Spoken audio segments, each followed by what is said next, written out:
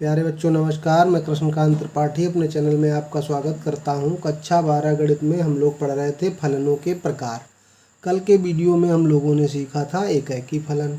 एकाकी फलन मैंने क्या बताया था, जब प्रांत के अलग अलग अवयवों का f प्रतिबिंब सह प्रांत में अलग अलग अवयव होता है, यानी कि 1 इसकी होती है अंग्रेजी, तो उसी से समझ में आता है कि एक अवयव का एक प्रतिबिंब होना चाहिए। तो कुछ लोग प्रांत, सह प्रांत और परिसर में अटक रहे हैं, तो पहले समझ लीजिए कि ये मान लेते हैं दो समुच्चय हैं ए और बी। ए और बी दो समुच्चय हैं। इसमें मान लेते हैं ए बी सी डी लिखा हुआ है। इसमें 1 2 3 4 5 ये अवयव लिखे हुए हैं। तो यदि किसी संबंध f द्वारा a 1 से संबंधित है, b 2 से संबंधित है, c मान लो 3 से संबंधित है और d 4 से संबंधित है, तब हम इसको फलन कहते हैं। तब हम कहते हैं ये संबंध a से b में एक फलन है। इसका मतलब क्या हुआ कि जो पहले समुच्चय दिया हुआ होता है उसका कोई अवयव छूटा नहीं होना चाहिए।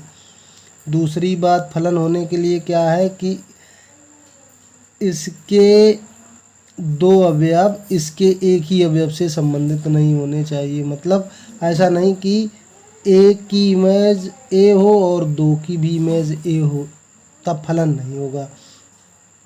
तो तब हम लिखते हैं कि f such that a to b एक फलन है। तो यानी कि एक संबंध फलन हो सकता है, लेकिन प्रत्येक फलन संबंध होता ही है, ये होता है। तो इसमें प्रांत क्या होता है? प्रांत होता है समुच्चय a, सह प्रांत होता है समुच्चय b, और प्रांत के वे अवयव, प्रांत के जिन अवयवों का प्रतिबिंब इसमें मिल रहा है वो परिसर कहलाते हैं। तो परिसर में क्या होगा? परिसर में 1 2 3 4 अवयव होंगे, क्योंकि ये 5 छूट रहा है, ये इसके किसी भी अवयव का प्रतिबिंब नहीं है।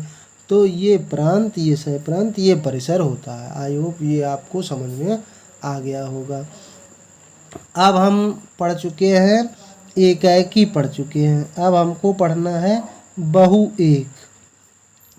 बहुएक फलन। बहुएक फलन क्या होता है? जैसा कि परिभाषा से ही समझ में आ रहा है, बहुएक यानी कि बहुत से अवयवों का प्रतिबिंब एक ही हो। क्या होता है? Many one function. Many one function यानी कि मैनी यानी कि बहुत से अवयवों का प्रतिबिंब एक ही हो, तो हम उसको मैनी वन फंक्शन कहते हैं। एक उदाहरण द्वारा समझते हैं।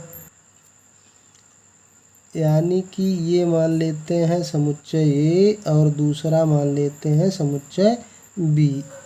इसमें कुछ अवयव लिखे हुए हैं, 1 -1 2 -2, इधर 1 2 3 4, इस तरह से ये लिखा हुआ है। अब मेरा कोई फलन मान लो इस प्रकार से परिभाषित है, f(x) बराबर x²। तो f1 अगर रखेंगे, x1 का वर्ग 1 ही होता है और -1 का वर्ग भी 1 ही होता है। तो ये दोनों अवयवों का प्रतिबिंब सह प्रांत में क्या मिलेगा? एक ही मिलेगा। 2 का प्रतिबिंब क्या मिलेगा? 4 मिलेगा और -2 का भी 4 मिलेगा। तो इस तरह के फलन को बहुएक फलन कहते हैं। बहुएक फलन के लिए हमको क्या सिद्ध करना होता है? एकाकी में तो हमको सिद्ध करना होता है f(x1) बराबर f(x2).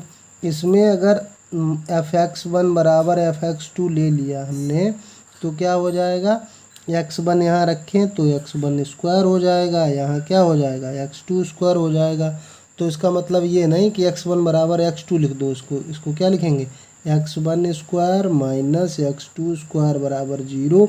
अब यहाँ a square minus b square का फार्मूला क्या होता है a प्लस बी और a माइनस बी बराबर 0 लगाएंगे तो इससे आ जाएगा x1 बराबर माइनस x2 और इससे x1 बराबर आ जाएगा x2, यानी कि x1 की दो वैल्यू आ गई प्लस माइनस x2, यानी कि अगर ये दो वैल्यू रहेंगी तब जो है फलन कैसा होगा, बहुएक फलन होगा। अब देखते हैं आच्छादक फलन, ऑन टू और सर्जेक्टिव। मान लेते हैं कोई फलन इस प्रकार परिभाषित है f such that A to B, मतलब ए से बी में एक फलन है। मान लेते हैं ए ये है और बी ये है। इसके अवयव मान लेते हैं a1 a2 a3 और a4, इसके b1 b2 b3 b4। तो इसका प्रत्येक अवयव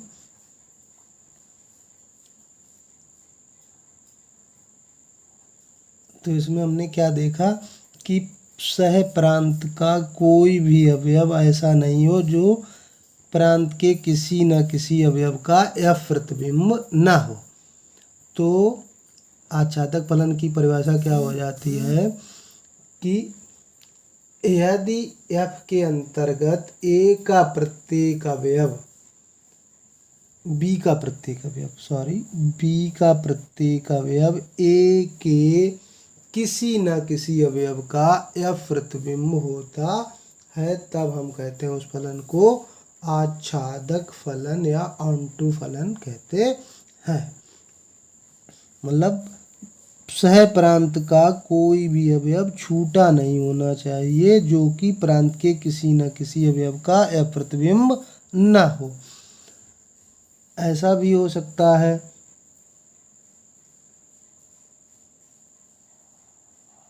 मान लो ये ए है और ये बी है, तो इधर मान लो 1 2 3 4 लिखा हुआ है और इधर ए बी सी लिखा हुआ है। अब 1 और 2 दोनों ए से संबंधित हैं, 3 बी से संबंधित है, 4 सी से संबंधित है। तो हमें यहाँ आच्छादक देखना है। अगर एकाकी की बात करें तो एकाकी तो नहीं है क्योंकि इसके दो अवयवों का प्रतिबिंब एक ही है, लेकिन इधर हमें देखना है सह प्रांत का कोई भी अवयव छूटा नहीं है। तो इसमें क्या होता है कि ये सह प्रांत और परिसर दोनों बराबर होते हैं। आच्छादक फलन तब होगा जब परिसर बराबर क्या होगा सह प्रांत, यानी कि रेंज बराबर कोडोमेन के बराबर जब हो जाएगा तब हम कहेंगे फलन आच्छादक है। तो आच्छादक फलन की परिभाषा समझ में आ गई। ऐसा फलन यदि एफ ए से बी में एक फलन है तब बी का कोई भी अवयव यदि बी का प्रत्येक अवयव ए के किसी न किसी अवयव का एफ प्रतिबिंब अवश्य है तो अब हम कहते हैं कि फलन एफ आच्छादक है। किसी फलन को आच्छादक सिद्ध करने के लिए सवाल हम कैसे लगाएंगे तो वो देख लीजिए। सबसे पहले मान लेते हैं कि f such that A to B एक फलन है। फिर हमको क्या करना है, सबसे पहले एक एलिमेंट बाई चूज करना है जो बी का अवयव हो, बाई बिलोंग्स टू बी। फिर दोबारा में क्या करना है, एफ एक्स बराबर बाई रखना है, बाई रखें। फिर क्या हमें प्राप्त हो जाएगा, एफ एक्स बराबर बाई रखें तो एफ एक्स की कोई परिभाषा होगी। तो x का मान नंबर 3, x का मान बाई के पदों में प्राप्त करें। x का मान बाई के पदों में प्राप्त करें। फिर चौथा स्टेप हमको क्या करना है,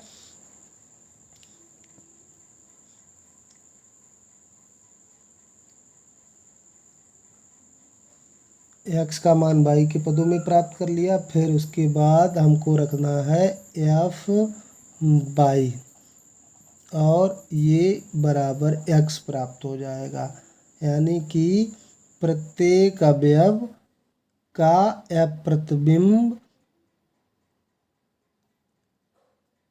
प्रांत के किसी न किसी अवयव का एफ प्रतिबिंब सह प्रांत का कोई न कोई अवयव अवश्य होगा, यानी कि for all values of y the values of x obtained from A then f is onto. एक उदाहरण द्वारा समझते हैं। मान लेते हैं कोई फलन दिया है एफ सच दैट क्यू से क्यू में, मतलब रैशनल नंबर में है। कैसे दिया है? एफ एक्स बराबर है 2x माइनस 3, ये फलन हमको दिया है। तो मैंने आपको क्या बताया, सबसे पहले एक y मान लीजिए अवयव और उसको रख दीजिए एफ एक्स बराबर y। अब x का मान y के पदों में प्राप्त करना है, ये उधर ले जाएंगे तो y प्लस 3 हो जाएगा। x बराबर हो गया y प्लस 3/2 हो गया। अब हम जब रखेंगे एफ वाई प्लस 3/2, हमारी परिभाषा क्या थी? 2x, तो x की जगह पे ये रखना है, 2x की जगह पे वाई प्लस 3/2 माइनस 3, तो ये दो दो कैंसिल, वाई प्लस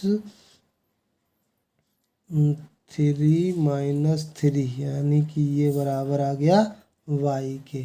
तो जब ये बराबर y के आ गया तब ये हम कहेंगे कि हमने जब x की वैल्यू रखी तो y प्राप्त हो गया, हमने जो लिया था। यानी कि इसका मतलब ये है कि सह प्रांत का प्रत्येक अवयव प्रांत के किसी न किसी अवयव का एफ प्रतिबिंब है। इस प्रकार से किसी फलन को आच्छादक सिद्ध करेंगे। तो ये बात आपको समझ में आ गई होगी। अब जो है एक फलन और बचता है अंताक्षेपी फलन। मान लेते हैं एफ सच दैट ए से बी में एक फलन है।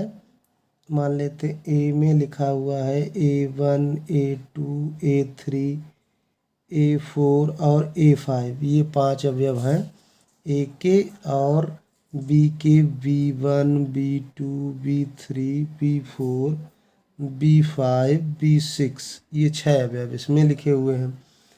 तो A1 का प्रतिबिंब B1 है, A2 का B2 है तथा A4 का भी अगर B2 है और A3 का V4 मान लो, ऐसे हो गया। A5 का V5 मान लिया। तो इसमें दो अवयव छूट रहे हैं। कौन सा? एक B3 किसी की भी अवयव का एफ प्रतिबिंब नहीं है और B6 किसी का नहीं है। तो अगर सह प्रांत में अवयव छूटते हैं, सह प्रांत का अगर कोई भी अवयव प्रांत के किसी भी अवयव का एफ प्रतिबिंब नहीं है, एक भी अवयव छूट रहा है, तो हम उसको कहते हैं अंताक्षेपी फलन। क्या कहेंगे? अंताक्षेपी फलन इनटू फंक्शन। तो ये चारों फलन आपको तैयार हो गए होंगे। अगर ये सब समझ में आया है तो वीडियो को लाइक कर दीजिए। चैनल को अभी तक सब्सक्राइब नहीं किया है, सब्सक्राइब कर लीजिए। बेल आइकन ज़रूर दबा दीजिए ताकि मैं वीडियो डालूं और आपको नोटिफिकेशन प्राप्त हो जाए। धन्यवाद।